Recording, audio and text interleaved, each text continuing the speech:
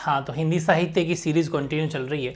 थोड़ा सा बीच में अर्जेंट वर्क होने की वजह से क्लासेस नहीं हो पाई थी। अब जो क्लासेस आपकी रेगुलर होगी, ठीक है, चिंता नहीं करना है आपका। जो भी वो इवनिंग या मॉर्निंग जो टेस्ट सीरीज होंगी वो वापस कंटिन्यू चलेगी। और आज भी इवनिंग में आपका टेस्ट है, तो चिंता वाली कोई बात नहीं। जो भी इन्फॉर्मेशन होगा वो टेलीग्राम के ऊपर डाल दी जाएगी, ठीक है। और यहाँ पर अपन बात करते थे आपके हिंदी साहित्य की। तो हिंदी साहित्य के अंदर अपने 251 क्वेश्चन लिए हैं, 251 क्वेश्चन वन लाइनर, MCQ तो नहीं कह सकते, वन लाइनर क्वेश्चन है। इनको बड़े ढंग से पढ़ लेना है। ये पूरी कंप्लीट इसके अंदर आपकी जो बुक है, ठीक है ना। तो जैसा कि कैप्सूल पहले से आपको मतलब बता रखा है, तो वही अंतराल भाग सेकंड वाली जो बुक है ना, उसमें कंप्लीट जो है आपके 251 क्वेश्चन लिए गए हैं। कुछ क्वेश्चन ऐसे भी होंगे जो सेम टू सेम क्वेश्चन होंगे, लेकिन वो उसका पूछने का तरीका अलग होगा, इसलिए 251 क्वेश्चन एक बार पढ़ लेना है बस आपको। तो मोस्टली सारे के सारे कवर हो जाएंगे, ठीक है। स्टार्ट करते हैं। पहला क्वेश्चन है कि देवसेना मालव नरेश बंधु वर्मा की कौन थी। तो वह कौन थी, उसकी बहन थी। देवसेना किससे प्रेम करती थी, स्कंदगुप्त से प्रेम करती थी, ठीक है। सिकंदर के सेनापति सेल्यूकस की बेटी कौन थी, तो वो थी बेटी थी कार्नेलिया, ठीक है, कार्नेलिया थी। और मालव, बस सिर्फ पढ़ लो मेरे साथ के साथ, वैसे भी याद हो जाएगी। खूब सारी बातें आपको पहले से याद होगी तो बहुत बड़ा बेनिफिट रह जाएगा। मालव नगर के सेठ की पुत्री विजया से कौन प्रेम करता था, तो उससे वो प्रेम करता था, मालव नगर सेठ की पुत्री विजया से स्कंदगुप्त प्रेम करता था। चारों क्वेश्चन कंप्लीट हो गए। अरुण ये मधुमेह देश हमारा कविता में अनजान अतिथियों को आश्रय देने वाला देश जो है किसी को बताया गया है, तो इसके अंदर भारत को बताया गया है, ठीक है, भारत को। लेकिन आपको सीधा वन वर्ड नहीं लिखना है भारत को, आपको ये पूरा क्वेश्चन लिख के भी करना है, ठीक है ना। हाँ, देवसेना का गीत कहाँ से लिया गया है, तो देवसेना गीत प्रसाद के स्कंदगुप्त नाटक से लिया गया है। देवसेना कौन थी, वह किससे प्रेम करती थी, देवसेना मालवा के राजा बंधुवर्मा की बहन थी, और देवसेना स्कंदगुप्त से प्रेम करती। क्वेश्चन वही है, घुमा फिरा के ऐसा पूछा गया था तो अपने ऐसा ले लिया, ठीक है। बाकी आधा क्वेश्चन अपन पहले ले चुके। 8वां, आर्यवर्त पर किसने आक्रमण किया, तो हुणु ने आक्रमण किया था। देवसेना ने अपने जीवन का अंतिम समय कहाँ व्यतीत किया, तो जीवन के अंतिम समय में देवसेना ने वृद्ध प्रणदत्त के साथ आश्रम में गाना गाकर भीख मांगी और महादेवी की समाधि को पुरस्कृत किया था, ठीक है। ये काम अंतिम समय वहाँ मतलब बिताया था। कार्नेलिया कौन थी, तो कार्नेलिया सिकंदर के सेनापति सेल्यूकस की बेटी थी, वह चंद्रगुप्त से प्रेम करती थी, ठीक है। कार्नेलिया की बात भी समझ में आ गई होगी। 11वां, कार्नेलिया का गीत कहाँ से लिया गया है, तो कार्नेलिया का गीत प्रसाद के स्कंदगुप्त नाटक से लिया गया है। स्कंदगुप्त किससे स्वप्न देखते थे, मतलब किसके स्वप्न देखते थे, तो स्कंदगुप्त मालवा के धन कुबेर की कन्या विजया का स्वप्न देखते, जो जिससे प्यार करेगा सपना उसी का देखेगा, सिंपल सी बात याद हो जाएगा। देवसेना के भाई की मृत्यु कैसी हुई, जब उन्होंने आर्यवर्त पर आक्रमण किया था तब देवसेना के भाई सहित पूरे परिवार की मृत्यु हो गई थी। फिर है, स्कंदगुप्त आजीवन कुंवारा रहने की प्रतिज्ञा क्यों करता है, तो जीवन के अंतिम समय में स्कंदगुप्त को देवसेना की याद आती है, और उसके बहुत मनाने के बाद भी देवसेना वापस आने के लिए तैयार नहीं होती है, और तब स्कंदगुप्त आजीवन कुंवारा रहने की, शादी करूंगा तो उसी से, वरना नहीं, तो आजीवन कुंवारा रहने का व्रत ले लेता है। जहां पहुंच अनजान क्षितिज को मिलता है एक सहारा, इस पंक्ति का भावार्थ क्या है, तो भारत एक ऐसा देश है जहां अजनबियों को भी आश्रय मिलता है, मतलब अनजान जो होते हैं उनको भी अपन आश्रय देते हैं।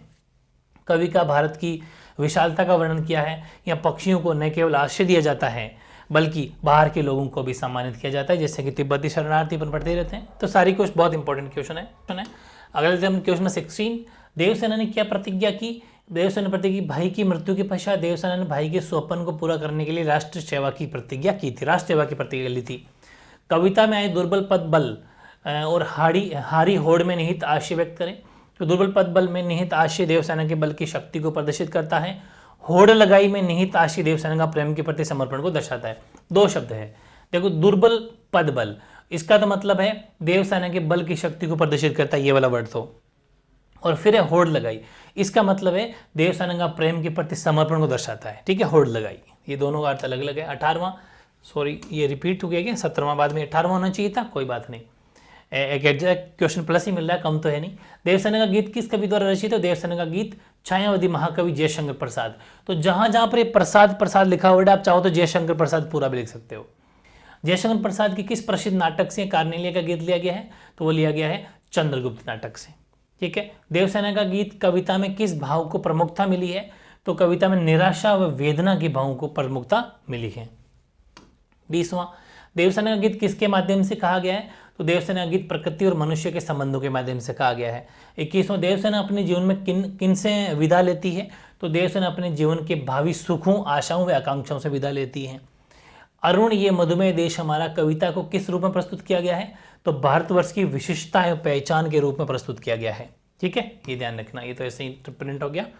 क्वेश्चन नंबर 23 देखो, भारतवर्ष की क्या विशेषताएं बताई गई है? तो आंसर हो जाएगा अनजान को सहारा देना, लहरों को किनारा देना, और भारतवर्ष की विशेषता बताई गई है। कोई दो लिख दो, है ना। हेमकुंभ ले उषा सवेरे में कौन सा अलंकार है? तो इसके अंदर मानवीकरण व रूपक अलंकार। ठीक है, हेमकुंभ ले उषा सवेरे। ठीक है, और अनजान 25वां, अनजान क्षितिज को मिलता एक सहारा से भारत की कौन सी विशेषता का पता चलता है? तो अतिथि देवो भव, अर्थात आने वाले सभी अतिथि देवता के समान इस संस्कृति का हमें पता चलता है अनजान क्षितिज का। ठीक है, क्योंकि अपन इसको सहारा देते हैं। 26वां, हृदय की वेदना को भूलने के लिए कवि निराला क्या करना चाहते हैं? तो हृदय की वेदना को भूलने के लिए कवि निराला गीत गाना चाहते हैं। कवि के अनुसार किसकी लो बुझ गई है? तो कवि के अनुसार पृथ्वी की लो बुझ गई है। सरोज स्मृति कैसा गीत है? तो सरोज स्मृति एक शोक गीत है। ठीक है, निराला की पुत्री सरोज का लालन पालन कहाँ हुआ था? तो निराला की पुत्री सरोज का लालन पालन उसका जो है वो नानी के घर पे हुआ था। 30वां क्वेश्चन, सरोज को श्रद्धांजलि के रूप में कवि क्या समर्पित करता है? तो सरोज को श्रद्धांजलि के तौर पे कवि पुण्य कर्मों का फल समर्पित करता है। 31वां, गीत गाने दो मुझे, कविता में कवि हमें क्या करने की प्रेरणा देते हैं? तो गीत गाने दो मुझे में कवि हमको निरंतर संघर्ष करने की प्रेरणा देते हैं। गीत गाने दो मुझे तो वेदना को रोकने को। ठीक है, इन पंक्तियों का क्या भावार्थ है? तो कवि अपने जीवन में मिलने वाले दुखों से संघर्ष करते करते थक गया है, तो कवि अपने दुख को कम करने के लिए गीत गाना चाहता है। ठीक है, ये था 32वां। 33वां देखो, कवि क्यों दुखी है? तो कवि के परिवार वाले उसका साथ छोड़कर जा रहे हैं, धीरे धीरे सबकी मृत्यु हो रही है, इसलिए दुखी है। 34वां, कवि संसार से क्यों दुखी है? तो कवि के अनुसार आज के लोग इतना ज़्यादा स्वार्थी हो गए हैं कि कोई एक दूसरे की मदद नहीं करना चाहता है और कोई किसी को आगे बढ़ते नहीं देखना चाहता है, इसलिए कवि संसार से दुखी है। 35वां, कवि किसको समाज का दुश्मन मानता है? तो कवि समाज में रहने वालों को ही समाज का दुश्मन मानता है। कवि के अनुसार समाज ऐसा हो गया है कि अगर कोई सड़क पर गिर गया है तो लोग उसकी मदद नहीं करते हैं। ठीक है। 36वां, गीत गाने दो मुझे कविता किस कवि की रचना है? तो गीत गाने दो मुझे कविता महाकवि सूर्यकांत त्रिपाठी निराला की रचना है। 37वां, गीत गाने दो मुझे कविता में कवि किस भावना का संचार करना चाहते हैं? तो कवि समाज में व्याप्त घनघोर निराशा में अपने गीतों द्वारा कुछ आशा का संचार करना चाहते हैं। 38वां, पृथ्वी की लौ बुझ गई है, क्यों? क्योंकि पृथ्वी पर रहने वालों के मध्य अपरिचय एवं अराजकता फैलने से मनुष्य के जीवन जीने की इच्छा शक्ति खत्म हो गई है, इसलिए कहते हैं कि पृथ्वी की लौ ही बुझ गई है। ठीक है, ये 38 था। 39 देखो, भर गया है जहर से संसार जैसे हार खाकर, इसमें कवि ने किस जहर की बात की है? तो कवि ने संसार में फैले अपरिचय, अविश्वास, अजनबीपन जैसे स्वार्थी भावनाओं का जो प्रसार हो रहा है उसको जहर कहा है। 40वां, सरोज स्मृति कविता किस भाव पर केंद्रित है? तो सरोज स्मृति कविता निराला की दिवंगत पुत्री थी ना सरोज, उसकी स्मृतियों पर केंद्रित है। 41, निराला को कविता के क्षेत्र में किस नए प्रयोग का प्रवर्तक माना जाता है? तो निराला को कविता के क्षेत्र में मुक्त छंद, ठीक है ना, मुक्त छंद के नए प्रयोग का प्रवर्तक माना जाता है। 42वां, सरोज स्मृति कविता का मुख्य स्वर क्या है? सरोज स्मृति कविता में वात्सल्य से भरा एक पिता का विलाप है, यह मुख्य मतलब स्वर है। 43, कवि निराला को पुत्री में किसकी छवि दिखाई देती है? समझ गए ना। तो कवि निराला को पुत्री में अपनी स्वर्गीय पत्नी की छवि दिखाई देती है, क्योंकि पुत्री अपनी माँ की प्रतिछाया थी। ठीक है। 44, प्रतिछाया मतलब समझ गए फोटोकॉपीज लाइक, कैसा उस जैसी थी। पुत्री के प्रति कवि निराला का कैसा अपराध बोध प्रकट होता है? तो माँ के इस समय मृत्यु होने से पुत्री का लालन पालन ननिहाल में हुआ था। ठीक है, इसलिए पुत्री के प्रति कुछ न कर पाने का जो है वो अपराध बोध निराला जी को इनको होता है। ठीक है। 45, दुख ही जीवन की कथा रही के माध्यम से कवि क्या कहना चाहते हैं? तो इसके माध्यम से कवि एक भाग्यहीन पिता का संघर्ष, सामाजिक संबंध तथा जीवन संघर्ष बताना चाहते हैं। 46, कवि निराला पुत्री सरोज की किसकी पुत्री के समान मानते हैं? तो कवि निराला पुत्री सरोज को कण्व ऋषि की पुत्री शकुंतला के समान मानते हैं। बहुत जबरदस्त रिवीजन है, बस मेरे साथ सुन लोगे तो एक ही जगह आपको इकट्ठा पैकेज मिल जाएगा। ठीक है। क्वेश्चन 47 देखो, कवि निराला कौन से छंद के मुख्य प्रवर्तक माने जाते हैं? ये आंसर गलत हो गया है, तो ध्यान रखना ये वाला जो आंसर है, ये जो आपका आंसर है ना, ये आंसर तो आपका है 48 का, लिख देता हूँ। क्वेश्चन नंबर 48 का आंसर है ये, और ये जो है ये क्वेश्चन नंबर 47 का आंसर है। ठीक है, ये क्वेश्चन नंबर 47 का आंसर, थोड़ा एडजस्ट कर लेंगे अपन। कवि नारायण ने पुत्री सरोज का तर्पण कैसे किया? तो ये रहा, कवि नारायण ने अपने गत कर्मों को अर्पित कर बेटी का तर्पण किया। ये तो हो गया 47 8 का। 47 कवि निराला कौन छंद के मुख्य प्रवर्तक माने जाते हैं? तो वो निराला मुक्त छंद के प्रवर्तक माने जाते हैं। एडजस्ट कर लोगे ना? कर लोगे। 49 देखो, यह दीप अकेला कविता किस कवि की रचना है? तो ये दीप का अकेला कविता सच्चिदानंद हीरानंद वात्स्यायन की जो है अगेय की रचना है। ये मैंने बता दिया था आगे वाला। तो सच्चिदानंद हीरानंद वात्स्यायन अगेय की रचना है। कौन सा? ये दीप अकेला। 50 लग चुकी है, हाफ सेंचुरी। यह दीप अकेला कविता में दीप किस प्रतीक के रूप में प्रस्तुत हुआ है? तो ये दीप अकेला कविता में दीप जो है ना वो एक व्यक्ति के रूप में प्रस्तुत हुआ है। 51 ये दीप अकेला इसे भी पंक्ति को दे दो। पंक्ति से क्या तात्पर्य? तो पंक्ति का तात्पर्य होता है समष्टि, समाज से है, जो समूह को, ग्रुप को परिभाषित करता है। 52वां दीप को पंक्ति में शामिल करने से किस परिवर्तन से कवि का आशय? तो दीप को पंक्ति में शामिल करने से दीप की महत्ता व सार्थकता बढ़ जाएगी, ठीक है ना, उससे उसकी वैल्यू बढ़ जाएगी, मान लो। 53 व्यक्ति का समाजीकरण से क्या प्रभाव होगा? तो व्यक्ति का समाज में विलय होने से समाज मजबूत होगा तथा राष्ट्र भी मजबूत होगा। 54 ये दीप अकेला कविता के माध्यम से कवि ने किस बात पर बल दिया? ये दीप अकेला कविता से अगेय ने व्यक्तिगत सत्ता को सामाजिक सत्ता के साथ जोड़ने पर बल दिया। व्यक्तिगत सत्ता को सामाजिक सत्ता के साथ जोड़ने पर बल दिया है। 55वां कवि अगेय ने व्यक्ति की किन विशेषताओं पर प्रकाश डाला? यही कि स्नेह से भरा मदमस्त है, सर्वशक्तिमान सर्व किंतु अकेला है, ठीक है, ये वाली चीज हो जाएगी।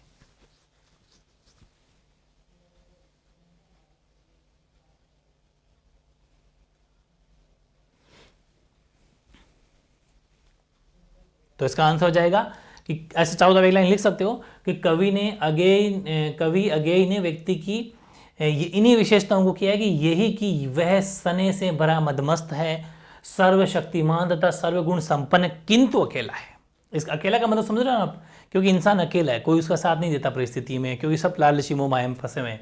जब जितना स्वार्थ होगा उतना ही वो काम करेगा, जिस दिन स्वार्थ खत्म इंसान को भूल जाएगा। 56 मैंने देखा एक बूंद कविता किस भाव को व्यक्त करती है? तो मैंने देखा एक बूंद कविता जीवन की क्षण भंगुरता को वो व्यक्त करती है। 57वां मैंने देखा एक बूंद कविता में कवि को किस दृश्य से दार्शनिक अनुभूति होती है? तो विराट के सम्मुख बूंद का समुद्र से अलग दिखना दार्शनिक अनुभूति से संबंध है, ठीक है। विराट के सम्मुख बूंद का समुद्र से अलग होना, चैप्टर पढ़ा था शानदार तरीके से, वही है।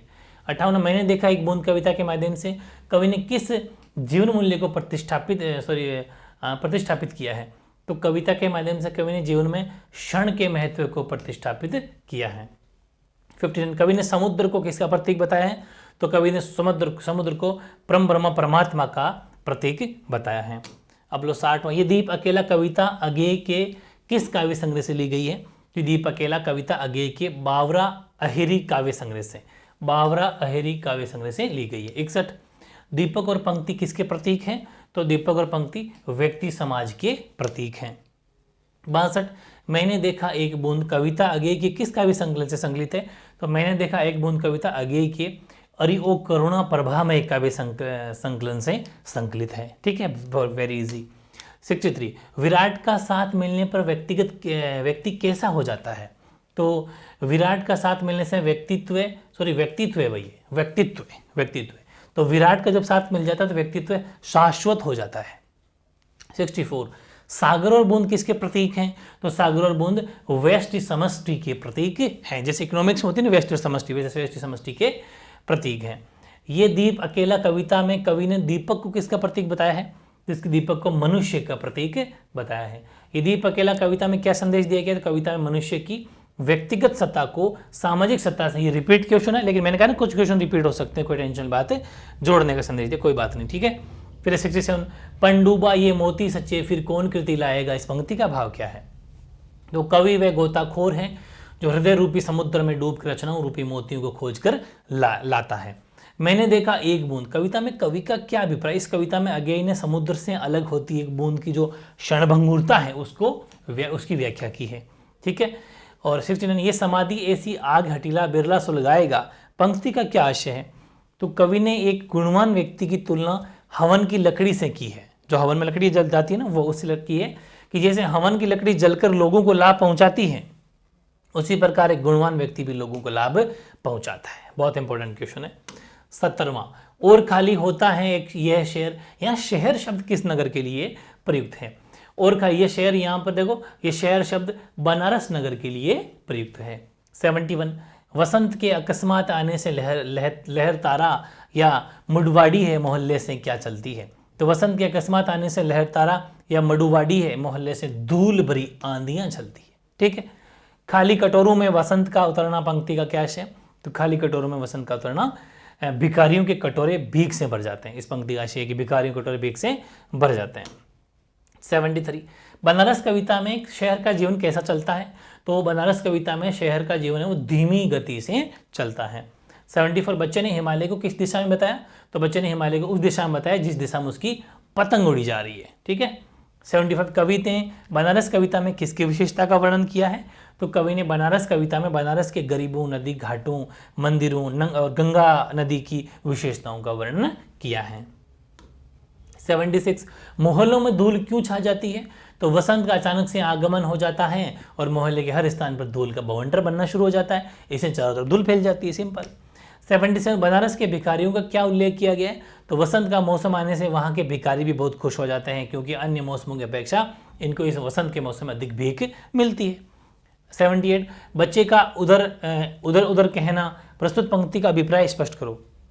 तो उपरोक्त पंक्ति का अभिप्राय है कि पतंग एक दिशा में उड़ रही है और बच्चा उस पतंग को देखकर उसकी दिशा का संकेत करता है।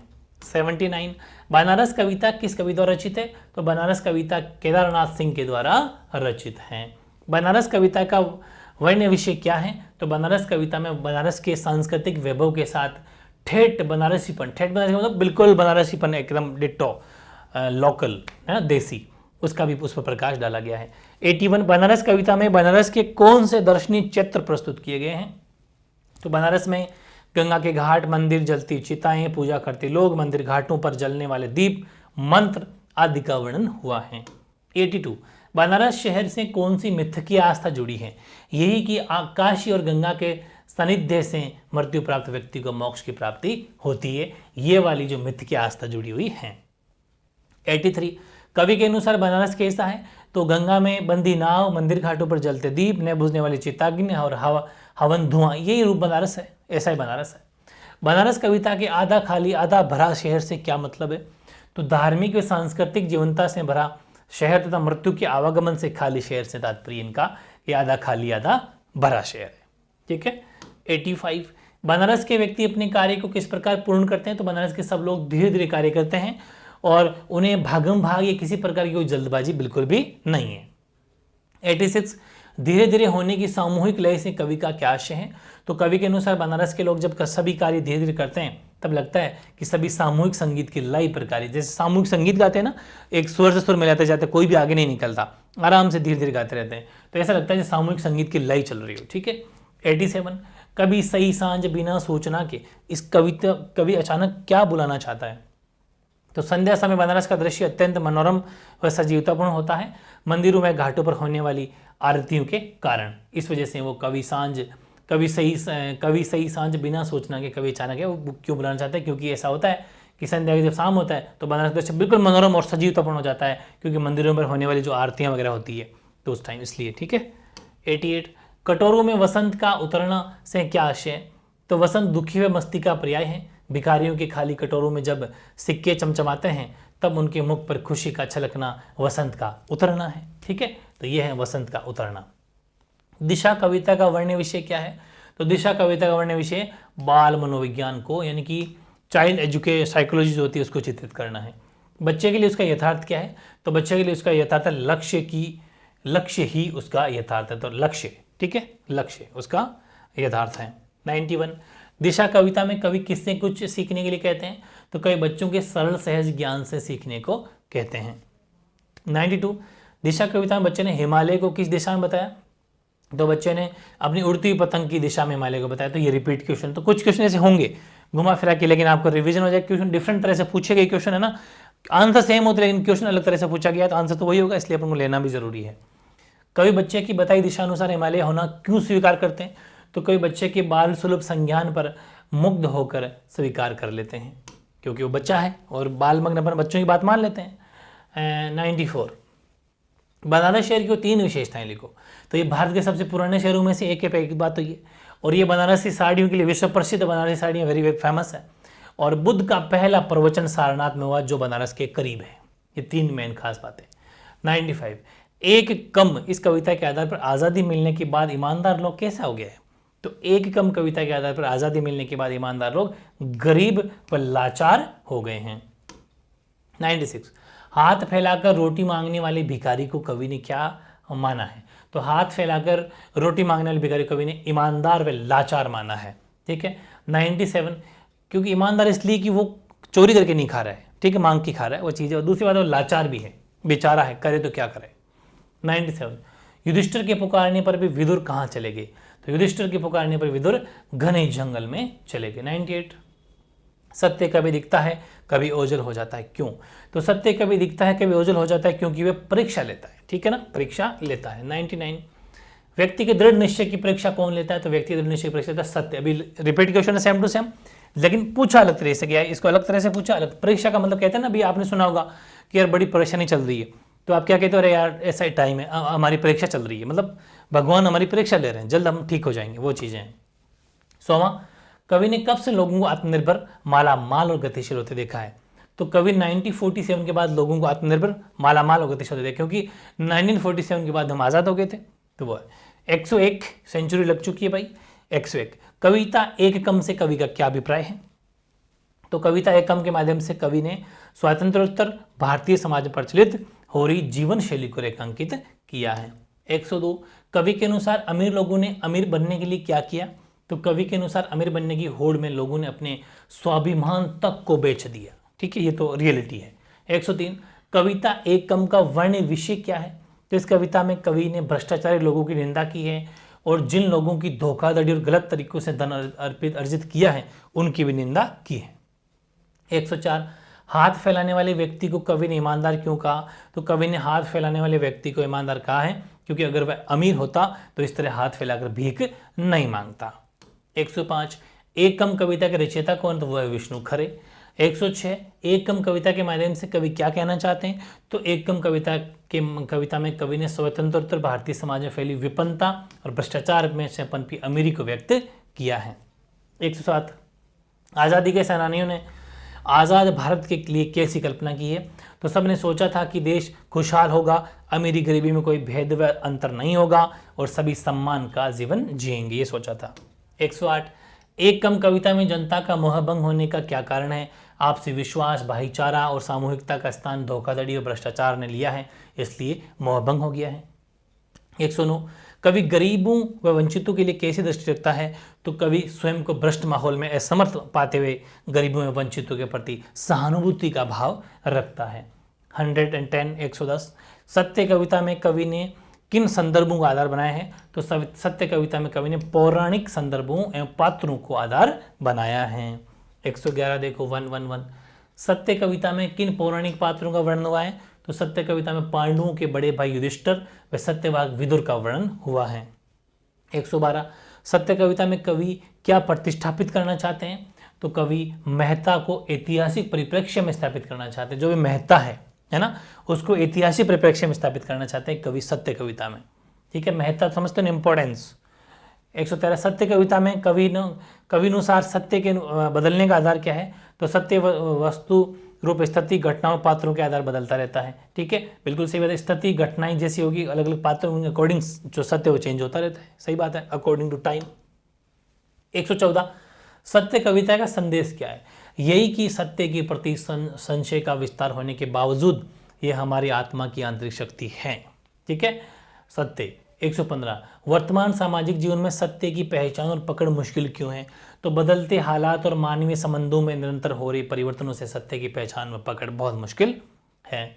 116 सत्य के निरंतर बदलने से कैसी स्थिति उत्पन्न हो जाती है कि जो एक व्यक्ति के लिए सत्य है वही शायद दूसरे के लिए सत्य नहीं है, ये स्थिति उत्पन्न हो जाती है। बिल्कुल सही बात है। जो भाई जैसे कोई बिजनेसमैन है, वो ज़मीन खरीदना चाहता है, ठीक है, किसान से, वो उनके लिए बेनिफिट है, बहुत बड़ा वो वहाँ पर मुनाफा कमाएगा, लेकिन वो उस गरीब किसान के लिए तो नहीं है ना। वो तो अभी उस लालच में आ जाएगा, वो तो 5-10 लाख में ज़मीन दे दी, अब वो वहाँ पर कितने करोड़ में खा जाएगा उसको। तो एक के लिए जो सत्य होता है दूसरों के लिए सत्य नहीं होता, वो चीज़ है। और भी हो सकती है गवर्नमेंट कुछ ऐसा काम करती है जिससे किसानों को नुकसान होता है लेकिन सबका भला होता है बहुत जनों का। तो जो एक के लिए सही है लेकिन दूसरे के लिए सही नहीं है तो वो वाली बात है। सत्य कभी दिखता है कभी ओझल हो जाता है। कवि ने ऐसा क्यों कहा?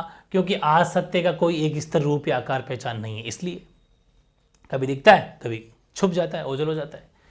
118 हम किसके जैसा बनकर सत्य को प्राप्त कर सकते हैं? तो हम युधिष्ठिर जैसा दृढ़ संकल्पी बनकर सत्य को प्राप्त कर सकते हैं। ठीक है, अगले 119 सत्य का स्थायी निवास कहाँ बताया गया है? तो सत्य का स्थायी निवास आत्मा या अंतःकरण में बताया गया है, जहां यह आंतरिक शक्ति के रूप में विद्यमान रहता है।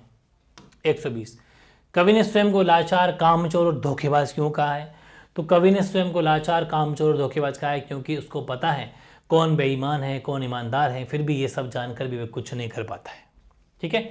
121 वसंत आया कविता में किस ऋतु का वर्णन है? तो वसंत आया कविता में वसंत ऋतु का वर्णन है। ठीक है। 122 कवि के अनुसार आज लोगों को वसंत के आगमन का पता कैसे चलता है? तो कवि के अनुसार आज लोगों को वसंत के आगमन का पता कैलेंडर देखकर पता चलता है, वरना पता भी नहीं चले। बहुत बड़ी चीज है ना, वरना लोगों को पता ही नहीं वसंत ऋतु आ गई है। इतना लोग बिजी हो गए हैं, इतना संस्कार संस्कृति भूल गए हैं। 123 वसंत के महीने में आम के वृक्षों पर क्या लगता है? तो वसंत के वृक्षों में आम के वृक्षों पर बोर लगता है, बोर आता है, बोर। ठीक है। और 124 ये चरती परती तोड़ो, इसमें चरती परती शब्द का क्या आशय है? तो ये चरती परती तोड़ो में चरती परती शब्द का आशय खाली पड़ी जमीन या खाली पड़ी भूमि। 125 तोड़ो कविता में खेत किसका प्रतीक है? तोड़ो कविता में खेत व्यक्ति के मन का प्रतीक है। 126 तोड़ो कविता किस प्रकार की है? तो तोड़ो कविता है वो उद्बोधन परक कविता है। 123 कवि इस कविता के माध्यम से क्या संदेश देना चाहते हैं? किस कविता से? तोड़ो से। तो इस तोड़ो कविता में कवि वसंत ऋतु के आगमन और मनुष्य का प्रकृति के प्रति कमजोर होते रिश्ते का संदेश देना चाहते हैं कि आजकल जो संस्कृति या प्रकृति को लोग भूल से गए हैं। 128 यही नहीं जाना था कि आज के नगण्य दिन जानूंगा जैसे मैंने जाना कि वसंत आया। पंक्ति का आशय स्पष्ट करें। तो कवि कहता है कि मुझे नहीं पता था कि एक दिन ऐसा भी आएगा जब वसंत के आने का पता हमको कैलेंडर देख के चलेगा। ठीक है। और दफ्तर की छुट्टी से चलेगा। ये बात तो बहुत गलत है, ये दिन मुझे देखना पड़ गया। 129 वसंत आया कविता क्या विशेषताएं? तो वसंत आया कविता में कवि ने वसंत आगमन का सजीव वर्णन किया है, बिल्कुल ऐसा सजीव जैसा लगता है। इनमें अलंकार का सुंदर प्रयोग है और ये कविता छंद मुक्त है। 130 कविता तोड़ो से कवि हमें क्या संदेश देते हैं? तो इस कविता में कवि मन में व्याप्त रूढ़ियों को समाप्त करने का संदेश देता है। कवि सृजन हेतु भूमि को तैयार करने के लिए चट्टान को तोड़ने के लिए कहता है। 131 तोड़ो कविता में कवि मनुष्य से क्या कहता है? तो तोड़ो कविता के माध्यम से कवि लोगों को एक अच्छा इंसान बनाने की बात कहता है और लोगों को अपने मन के द्वेष को तोड़ने की बात भी कहता है कि यार मन में द्वेष वगैरह मत रखा करो, एक दूसरे से प्यार किया करो, सम्मान किया करो, दूसरे के सुख से दुखी मत हुआ करो। 132वां वसंत आया कविता किस कवि द्वारा लिखित है? तो सीधी सी बात है रघुवीर सहाय के द्वारा लिखित है। 133 वसंत आया कविता में कवि ने किन के माध्यम से प्रमुख स्वर दिया है? तो वसंत मनुष्य और प्रकृति के माध्यम से संबंध को स्वर दिया है, मध्य संबंध को स्वर दिया है। 134 वसंत आया कविता में कवि ने मनुष्य की आधुनिक शैली पर कैसे व्यंग्य। 134 है। तो आधुनिक जीवन शैली मनुष्य ऋतुओं का परिवर्तन और वसंत के आने का ज्ञान कैलेंडर के द्वारा करता है, इस पर एक व्यंग्य किया है। ठीक है। 135 वसंत आने पर प्रकृति में कौन से परिवर्तन दिखाई देते हैं? तो वसंत ऋतु में पत्ते झड़ते हैं, कोंपड़ें फूटती हैं, हवा बहती हैं, पलाश के जंगल जो होते हैं वो दहकते हैं। ठीक है। और कोमल भ्रमण मस्ती में झूमते हैं। ये सब 2-3 बातें लिख देना, अच्छे से आंसर बन जाएगा। 130 वसंत आया कविता में कवि क्यों दुखी है? कवि ये जानकर दुखी है कि मनुष्य का प्रकृति संबंध टूट गया है, प्रकृति की आत्मीयता से वो दूर होता चला गया है। ठीक है। 137 तोड़ो किस प्रकार की कविता है? तोड़ो एक उद्बोधन पर कविता है जिसमें कवि सृजन हेतु भूमि को तैयार करने के लिए चट्टाने उस सर्व बजर को तोड़ने का आह्वान करता है। 138 तोड़ो कविता में किस बात के लिए प्रेरित करती है? तो तोड़ो शीर्षक विरोधाभास दिखता है। यह कविता विध्वंस के लिए, सृजन के लिए प्रेरित करती है। विध्वंस के लिए सृजन करो। विध्वंस का मतलब समझते हो? खत्म, नाश करना। लेकिन सृजन मतलब नए से वापस से पैदा करना, वो इसके लिए हमें प्रेरित करती है। 139 तोड़ो कविता में कवि किसे तोड़ने की बात कहता है? तो बंजर भूमि में फंसी चट्टानों में पत्थरों के साथ मानव का मन की ऊब व खींच को तोड़ने की बात कहता है। ठीक है। 140 मन की ऊब व खींच किस कार्य में बाधा उत्पन्न करते हैं? तो मन की जो ऊब है कि ऊब जाते हैं ना कि मेरा मन ऊब गया मतलब भर गया, या फिर खींच करना, ये नव सृजन तथा नए गीतों की रचना करने में बाधा उत्पन्न करती है। 141 तुलसीदास द्वारा रचित भरत राम का प्रेम किस काव्य से उद्धृत है? तो भरत राम का प्रेम रामचरितमानस के अयोध्या कांड से लिया गया है, याद रखना, वेरी इंपॉर्टेंट है। 142 भरत राम का प्रेम पदों में किस प्रसंग का वर्णन था? भरत राम का प्रेम पदों में राम द्वारा वनगमन तथा भरत द्वारा चित्रकूट जाकर वापस लाने हेतु निवेदन प्रस्तुत है। 143 भरत राम वनगमन हेतु किसे दोषी मानते हैं? तो भरत स्वयं को दोषी मानते हुए अपने निष्ठुर भाग्य की लीला बताते हैं। 144 किसकी आज्ञा पाकर भरत अपनी बात कहने के लिए सभा में खड़े हुए? तो मुनि वशिष्ठ की आज्ञा पाकर भरत अपनी बात कहने के लिए सभा में खड़े हुए। 145 खेलते समय भरत जब हारने वाले होते थे तो राम क्या मतलब करते थे? तो खेलते समय भरत जब हारने वाले होते थे तो राम स्वयं हार जाते थे और भरत को जीता देते थे, ऐसा करते थे, ठीक है। 140 राम को वापस लाने के लिए भरत कहाँ गए थे? तो राम को वापस लाने के लिए भरत चित्रकूट गए थे, 147 ये भी रिपीट हो गया, कोई बात, रिपीट का मतलब नंबरिंग एक बात, तो कोई बात, एक क्वेश्चन ज़्यादा मिलेगा, नुकसान तो कुछ भी नहीं है। राम वियोग में कौशल्या किसे छाती से लगाती है? तो राम वियोग में कौशल्या राम की जूतियों को छाती से लगाती है। 147 कौशल्या संदेश में राम क्या कहती है? तो कौशल्या संदेश में राम से कहती है कि पाले पोसे घोड़े वियोग में व्याकुल हैं। 148 भरत राम का प्रेम कविता कहाँ से ली गई है? तो ये कविता तुलसीदास द्वारा रचित रामचरितमानस के अयोध्या कांड से ली गई है। 149 पद के 2 पद कहाँ से लिए गए हैं? तो ये कविता पद तुलसीदास द्वारा रचित गीतावली से जो है वो लिए गए हैं। पदों में किसका वर्णन है? इन पदों में श्री राम के जीवन काल का वर्णन है, ठीक है, टाइम पीरियड का। ये हो गया 150, 150। अब देखते हैं 151 राम के जाने के बाद माता कौशल्या की कैसी मनोदशा हो जाती है? तो श्री राम के जाने के बाद माता कौशल्या उनके खिलौनों को दिल से लगाकर उनको याद करती हैं और विलाप करती हैं। 152 माता कौशल्या राम को क्या कहकर बुला रही है? तो माता कौशल्या राम को उनके घोड़े की दुआई देती है और कहती है कि जिन घोड़ों को तुम प्यार से पुचकारते थे इनके लिए बस एक बार चले आओ, इनके लिए आ जाओ, ठीक है। 153 कवि ने माता कौशल्या के दुख की तुलना किससे की है? तो कवि ने माता कौशल्या के दुख की तुलना एक मोर से की है, पिकॉक। 154 पद कविता में क्या विशेष है?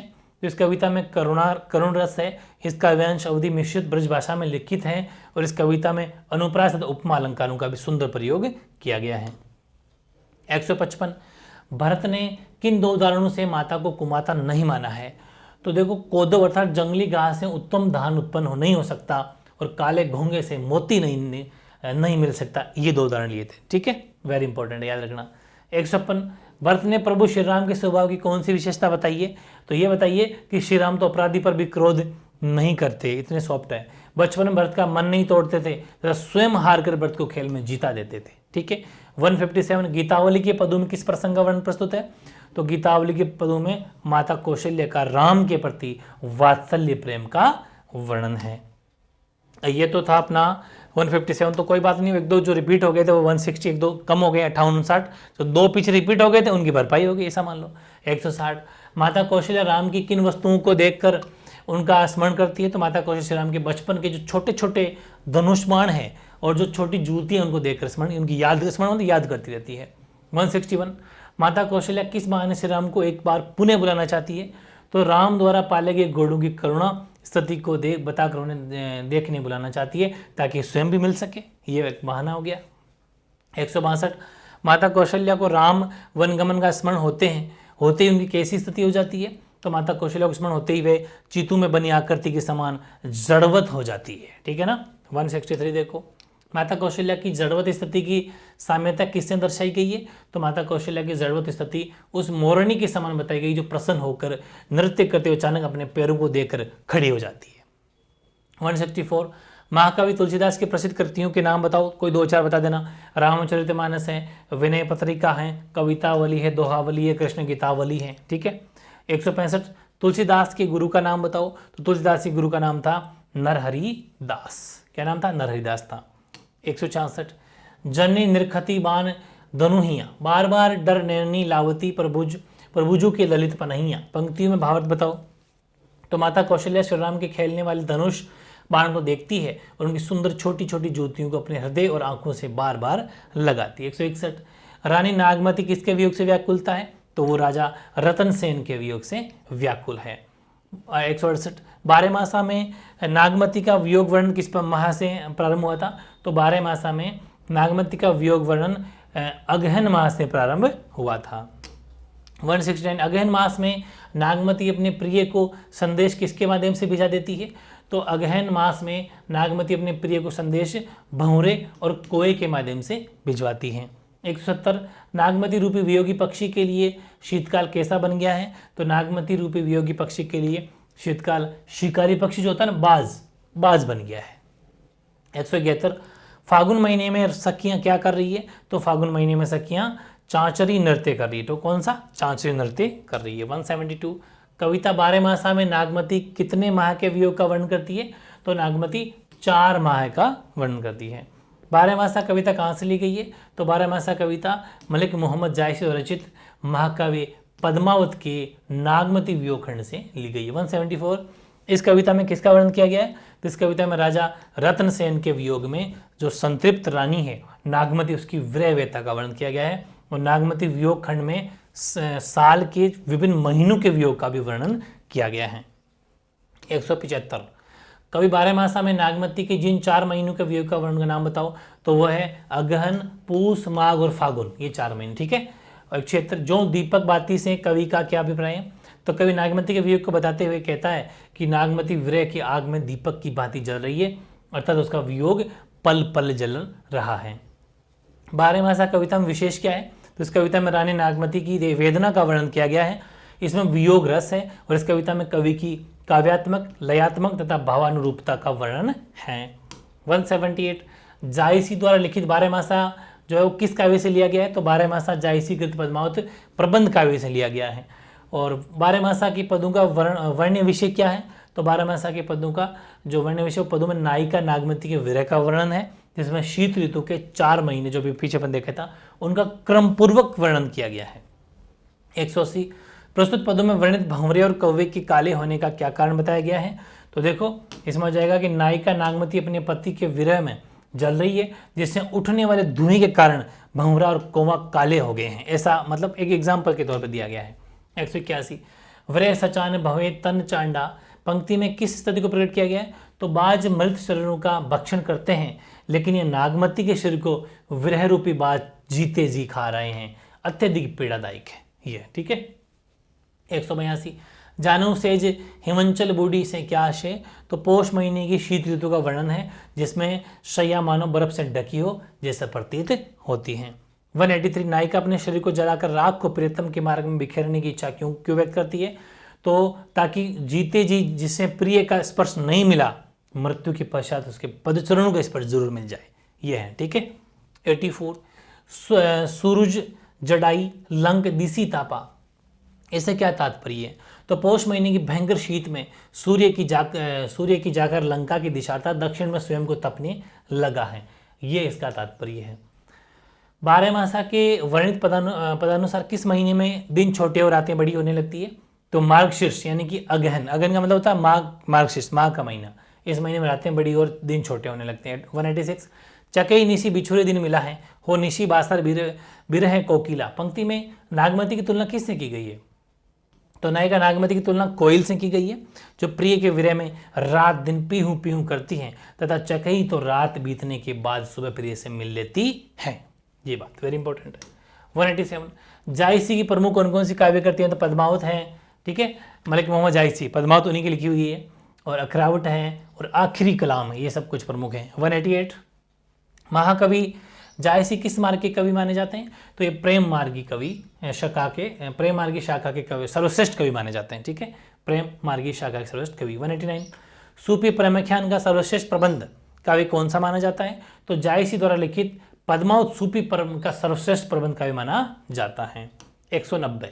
कवि विद्यापति के संकलित पदों में से प्रथम पद में किसका वर्णन है? तो कवि विद्यापति के संकलित प्रथम पद में विरहिणी नायिका के भावों का वर्णन है। 191। राधा को जीवन भर किससे तृप्ति नहीं हुई? तो राधा को जीवन भर कृष्ण प्रेम से तृप्ति नहीं हुई। 192। कवि विद्यापति ने किस पद में वसंत का चित्रण उद्दीपन रूप में किया है? तो कवि विद्यापति ने तीसरे पद में वसंत के चित्रण का उद्दीपन रूप में, ध्यान रखना तीसरा पद। ठीक है। 193। विरह में राधा का शरीर किसके समान क्षीण होता जा रहा है? तो विरह में राधा का शरीर चतुर्दशी के चंद्रमा के समान क्षीण होता जा रहा है। 194 रानी लक्ष्मणा देवी पर मुग्ध होकर कौन रमण करते हैं? तो रानी लक्ष्मणा देवी पर मुग्ध होकर राजा शिव सिंह रमण करते हैं। 195 कवि विद्यापति के अनुसार नायक और नायिका कौन है? तो कवि विद्यापति ने नायक कृष्ण को माना है और नायिका राधा को माना है। 196 कवि विद्यापति की कुछ महत्वपूर्ण कृतियां बताओ। तो वो हो जाएगी आपकी कीर्ति कला, पुरुष परीक्षा, भू परिक्रमा। 197 दूसरे पद में कवि ने किसका वर्णन किया बताओ। तो दूसरे पद में कवि ने ऐसी नायिका का वर्णन किया है जो जन्म जन्मांतर से अपने प्रियतम के रूप का पान करने में स्वयं को अतृप्त अनुभव करती है। 198 तीसरे पद में कवि ने किसका वर्णन किया है? ये तो दूसरा पद है, तीसरा पद है। तो तीसरे पद में कवि ने नायक के वियोग में संतृप्त ऐसी गृहिणी का चित्रण किया है जिसे नायक के वियोग में प्रकृति के आनंददायक दृश्य जो है उसका कष्टदायक प्रतीत होते नजर आ रहे हैं। और ये 199 प्रथम पद में क्या विशेष है? तीनों पद आ गए, ठीक है। दूसरे पद में क्या विशेष है? तो प्रथम पद में मैथिली भाषा का सुंदर प्रयोग है। इस पद में वियोग रस विद्यमान है और कवि की भाषा लयात्मक है, काव्यात्मक है, भावानुसार है और एक छंद युक्त पद है। दूसरे पद में पथ परस और स्तरुणई सुनल में अनुप्रास अलंकार है। इन दो शब्दों में पथ परस में और स्तरुणई सुनल में अनुप्रास अलंकार है। और इस पद में वियोग रस विद्यमान है और एक छंद युक्त पद है। दोनों लगभग सेम है, बस अलंकार का ध्यान रखना। ये डबल सेंचुरी लग गई अपने 50-60 क्वेश्चन और बस शानदार तैयारी हो जाएगी। 201 के पतिया लाए जायत ने मोरा पियतम पास। पंक्ति का इसका क्या मतलब है? तो वर्षा ऋतु आ गई है, नायिका को अपने नायक की याद सताने लगी है और वे अपने नायक को वापस आने का संदेश भेजना चाहती है। इस पंक्ति का यह आशय है। 202 जन्म अवधि हम रूप निहारल नयन ने तिरपित भैल। इस पंक्ति का क्या अभिप्राय है? तो इसका अभिप्राय ये है कि इसमें पंक्ति राधा जो है, नायिका जो राधा मेन जो नायिका है वो अपने सखियों से बात कर रही है और कहती है कि मैंने अपने पूरे जीवन पर अपने नायक यानी कृष्ण का जो रूप है वो निहारा है, परंतु मेरी आंखों की प्यास नहीं बुझी। अर्थात जो सच्चा प्रेम होता है उससे व्यक्ति कभी तृप्त होता ही नहीं है, ठीक है। इट मीन्स हमेशा एक नया सा लगता है कि हाँ मिले मतलब पुराने नहीं होते, इज लाइक। 203 सखी है कि पूछ से अनुभव मोए सेह परिति अनुराग बकानी है तिल तिल नूतन होए। इस प्रस्तुत पंक्तियों का भावार्थ क्या है? तो प्रस्तुत पंक्तियों में सखियां राधा से उनके अनुभवों के बारे में पूछ रही है। राधा कहती है कि सखी मुझसे मेरे सकता है, अनुभव के बारे में जितनी बार पूछेगी उतनी बार वह पल पल नया होता जाएगा, अर्थात उसका वर्णन नहीं किया जा सकता है। तो ये ध्यान थोड़ा सा आगे पीछे हो गया। ये देखो कहती हैं ये जो है ना नहीं किया जा सकता है, ये यहाँ से उठा के आपको इसको यहाँ लिखना है, ठीक है। ये सेंटेंस पूरा होगा कि मुझसे मेरे अनुभव के बारे में जितनी बार पूछेगी उतनी बार वह पल पल नया होता जाएगा, अर्थात उसका वर्णन नहीं किया जा सकता है, ठीक है। तो वहां से उठा के रख लेना, ये थोड़ा आगे पीछे हो गया है। 204 कवि केशव दास ने माता सरस्वती के गुणों को कैसा बताया है? तो उनकी माता गुण सरस्वती गुणों को बताया अवर्णन की, वर्णन ही नहीं कर सकते, ठीक है। 205 कवि केशव के अनुसार भगवान शिव की तरह मुक्ति कौन देती है? तो भगवान शिव की तरह मुक्ति पंचवटी देती है। 206 धनुरेख गई ने तरी। पंक्ति में धनुरेख से क्या आशय है? तो धनुरेख ने इसके पंक्ति धनुरेख से आशय लक्ष्मण द्वारा धनुष से खींची गई रेखा से हैं। 207 पंचवटी का वर्णन कवि ने किस छंद में किया है? तो पंचवटी का कर्ण जो है दूसरे छंद में किया है। 208 उनको बंदरा। इसमें बंदरा शब्द का क्या मतलब है? तो इस बंदरा का मतलब है आशय हनुमान से है, ठीक है। 209 पंचवटी की तुलना किससे की गई है? तो दूसरे छंद में पंचवटी की तुलना शिव की जटाओं से की गई है, शिव की जटाओं से की गई। 210 कवि के अनुसार पंचवटी इतनी पवित्र क्यों है? कवि कहते हैं कि पंचवटी में बड़े बड़े ऋषि मुनि रहते रहे, ठीक है, जिससे ज्ञान लोगों की आत्मा शुद्ध हो जाती है, इसलिए महान है। 211 अंगद रावण को क्या आभास कराने की कोशिश कर रहा है? तो अंगद रावण को श्री राम की शक्ति का आभास कराने की कोशिश कर रहा है। 212 कवि प्रथम छंद के माध्यम से क्या व्यक्त करना चाहते हैं? तो प्रथम छंद में कवि ने सरस्वती की आराधना करते हुए उन्हें बहुत ही उदार बताया है और कवि कहते हैं कि उनकी उदारता का वर्णन शब्दों में नहीं किया जा सकता, ठीक है। 213 कवि दूसरे छंद के माध्यम से क्या व्यक्त करना चाहते हैं? तो कवि दूसरे छंद में कवि लक्ष्मण और उर्मिला के बारे में बता रहे हैं कि लक्ष्मण उर्मिला को पंचवटी का महत्व समझा रहे हैं, ठीक है। 214 कवि तीसरे छंद के माध्यम से क्या व्यक्त करना चाहते हैं? तो इस छंद में कवि अंगद रावण को राम की महिमा के बारे में बता रहे हैं। 215 प्रथम छंद में क्या विशेष है? तो ये छंद ब्रजभाषा में लिखा गया है, शांत रस है। कुछ क्वेश्चन रिपीट हो सकते हैं, उनको आप एडजस्ट कर लेना। अनुप्रास एवं अतिशयोक्ति अलंकार का सुंदर प्रयोग है। 216 तीसरे छंद में क्या विशेष है, देखो ये क्वेश्चन खूब सारे ऐसे हैं जो पहले अपन पढ़ चुके, तो सेम टू सेम आप एडजस्ट कर लेना। तीसरे छंद में है कि ब्रज भाषा का प्रयोग किया गया है, अनुप्रास यमक अलंकार का सुंदर प्रयोग, एडजस्ट कर, दोनों मिक्स कर लेना, कोई जो अच्छा लगे कोई 2-3 लाइन लिख लेना। 217 चारमुख, पंचमुख और शतमुख किसे कहा गया है और उनकी देवी सरस्वती से क्या संबंध है। तो ब्रह्मा को तो चारमुख कहा गया है, शिव को पंचमुख कहा गया है और कार्तिकेय को शतमुख कहा गया है, ठीक है। और ब्रह्मा को सरस्वती का स्वामी बताया गया है, शिव को उनका पुत्र और शिव के पुत्र कार्तिकेय को उनका पोता बताया गया है। 218 पति बरणे चारमुख, पुत्र बरणे पंचमुख, नाती बने षष्टमुख तदहि नहीं, ठीक है। पंक्ति का काव्य सौंदर्य स्पष्ट करो। तो इस पंक्ति में ब्रज भाषा का प्रयोग किया गया है और पुनरुक्ति तथा अतिशयोक्ति अलंकार है, षटमुख तत्सम शब्दों का प्रयोग इसमें किया गया है, ठीक है ना। अगला 219 केशवदास द्वारा लिखे गए पद किस काव्य में, तो वो है रामचंद्रिका काव्य चौधृत है। 220 कवि ने सरस्वती वंदना के अंतर्गत मुख्य रूप से क्या कहा है, यही कि सरस्वती की अनंत विशेषताओं का संपूर्ण वर्णन कोई कर ही नहीं सकता। 221 पंचवटी प्रसंग में पंचवटी को किस धाम का पर्याय माना है, तो पंचवटी प्रसंग में पंचवटी को मुक्ति अर्थात मोक्ष का धाम माना गया है। 222 दुर्जटी वन पंचवटी, ठीक है, पंचवटी दुर्जटी वन पंचवटी को किसके समान बताया गया है, तो दुर्जटी अर्थात धूल से लिपटे भगवान शिव के समान पंचवटी को बताया गया है। पति बने चार मुख से क्या आशय, तो चार मुखों वाले देवता ब्रह्मा जी जो कि देवी सरस्वती के पति माने जाते हैं। 220 कवि ने देखी सरस्वती का पौत्र किसे है, सो देवी सरस्वती का पौत्र पोता किसे का है, तो कवि ने 6 मुखों वाले देवता कार्तिकेय को देवी सरस्वती का पौत्र माना है। 225 कवि केशवदास की प्रमुख रचनाओं के नाम बताओ, रसिक प्रिया, कवि प्रिया, विज्ञान गीता, रामचंद्रिका, रतन भावनी, ये सब, ठीक है। 226 कठिन काव्य का प्रेत किन्हें कहा गया है, तो काव्य में चमत्कार प्रदर्शन हेतु कवि केशवदास को कठिन काव्य का प्रेत कहा गया, कठिन काव्य का प्रेत, सॉरी, ठीक है। 227 हित नहीं सहे ऐसा है दुख रे बैल सावन मास में, विरहिणी नायिका किस महीने की बात कर रही है, तो विरहिणी नायिका दुख यानी श्रावण मास में अधिक बढ़ जाता है जिससे उसका हृदय सहन नहीं कर पाता। 228 गोकुल तेजी मधुपुर बसरे कन्या अपजस लेल, नायिका किस अपयश की बात कर रही है, तो नायक कृष्ण के मथुरा चले जाने पर विरहिणी नायिका को भूल जाने का अपयश लेने की बात कह रही है। 229 विरहिणी नायिका का प्रेम के विषय में क्या विचार है, तो विरहिणी नायिका को प्रेम पल पल प्रतिदिन प्रतिक्षण नूतन स्वरूप को प्राप्त होता लगता है।